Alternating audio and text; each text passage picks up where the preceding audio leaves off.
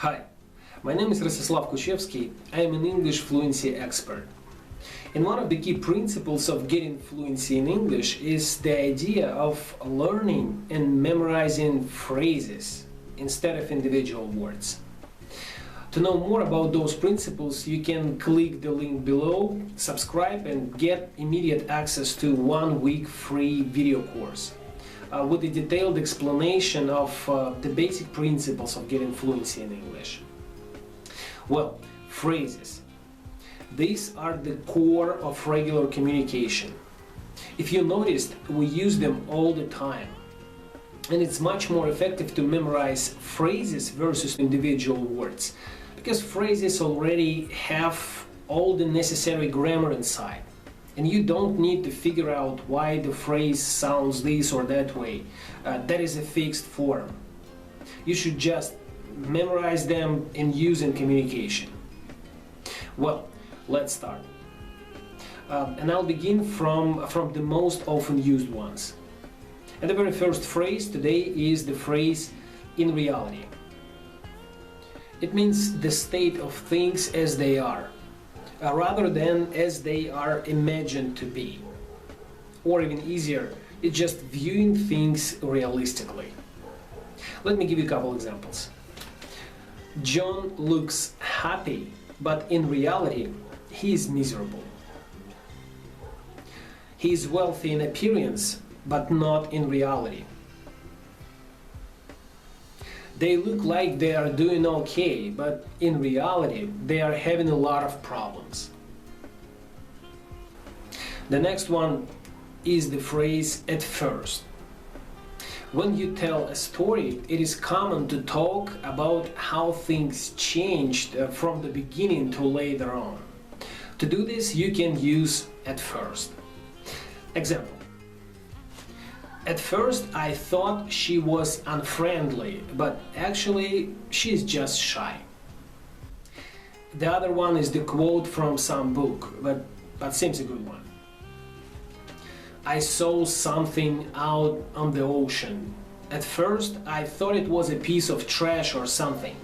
Then I noticed that it was moving. Suddenly, my heart froze as I realized that it was a shark's fin.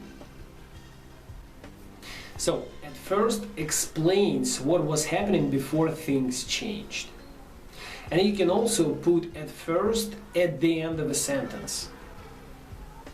He seemed nice at first, but as the relationship went on, he started to get more and more jealous. Okay, the next one. As a matter of fact. This phrase means actually. In addition to what has been said, or in reference to what has been said. It is used to emphasize that something is true, especially when it is surprising. Examples. As a matter of fact, I used to live next door to him. As a matter of fact, John came into the room while you were talking about him. It's not that difficult. As a matter of fact, it's quite easy. The next one. In any case. This phrase is used to give another reason for something that you are saying or that you have done. Examples. I don't want to go skiing, and in any case, I can't afford it. In any case, there won't be any necessity for you to come along. In any case, I won't change my mind. The next one. The phrase "look like." It is used to describe the appearance of a person or a thing. A few examples.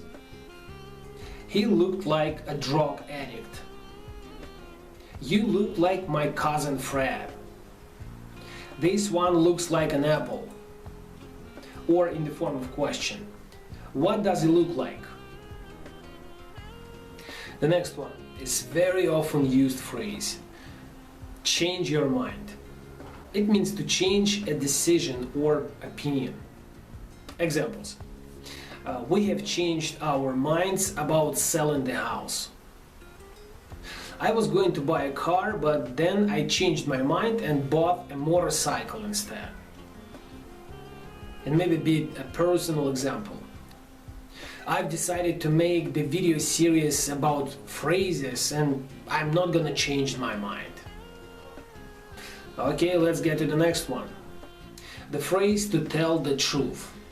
The meaning of this phrase is like the idea "I have to admit."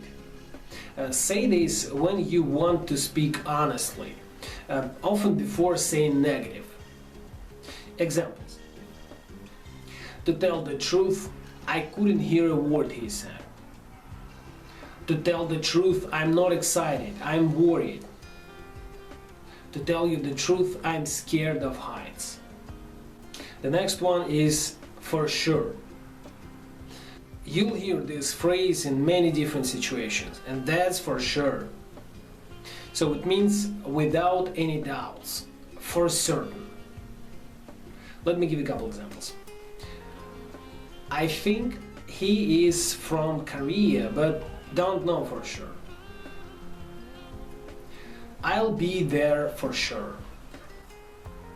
The next phrase sounds close to the previous one.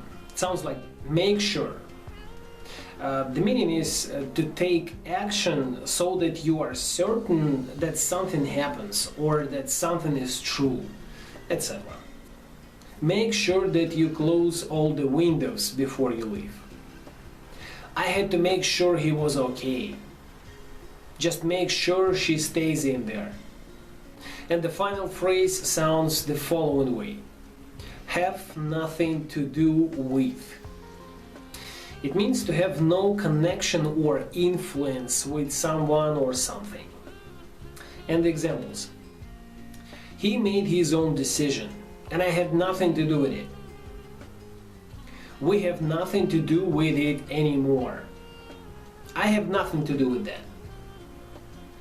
They wanted absolutely nothing to do with this project. Okay, that's it for today.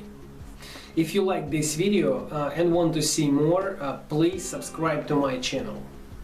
And if you find it useful and worthy to be given to others, then please share it with your friends and those people you know this video might be helpful to. Thanks a lot for watching and see you soon.